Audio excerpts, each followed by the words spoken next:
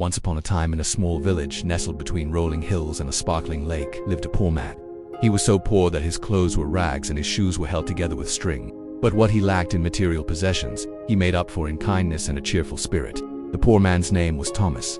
He had a wife and 2 children who were the sunshine of his life. Despite their poverty, Thomas was the happiest man in the village because of his family. Every morning he would wake up before sunrise and head to the fields to work as a day laborer. He toiled under the scorching sun, his back aching from long hours of labor, yet he never complained. When he returned home, his wife would greet him with a warm smile, and their 2 children would run to him, their laughter echoing in the small hut. They shared meals together, simple as they were, and talked about their dreams for the future. One day while working in the fields, Thomas met a stranger. The man was well dressed and carried an air of wealth about him. He struck up a conversation with Thomas and inquired about his life in the village, learning about the poor man's situation.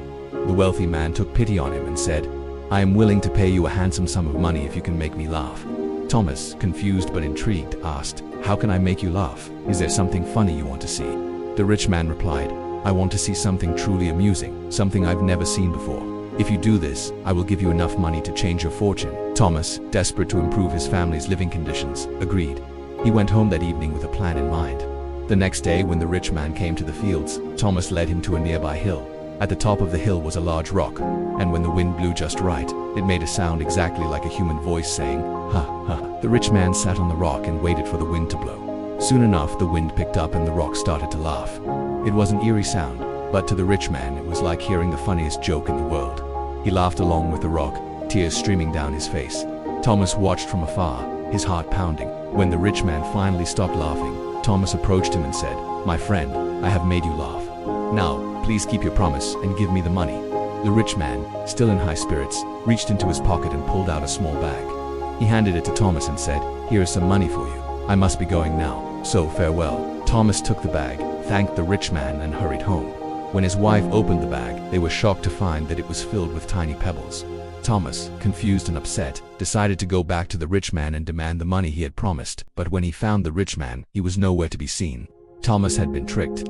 As the sun set, casting long shadows across the village, Thomas walked back home, the weight of his disappointment heavy on his shoulders.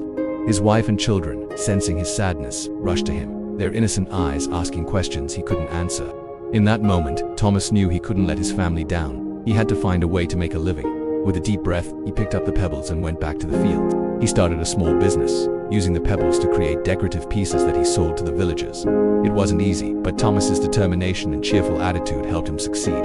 Slowly but surely, he built a small fortune, enough to buy his family a new house and clothes and food. And so, despite the trickery of the rich man, Thomas never lost his optimism or his kindness. Because in the end, it was these qualities that helped him become successful.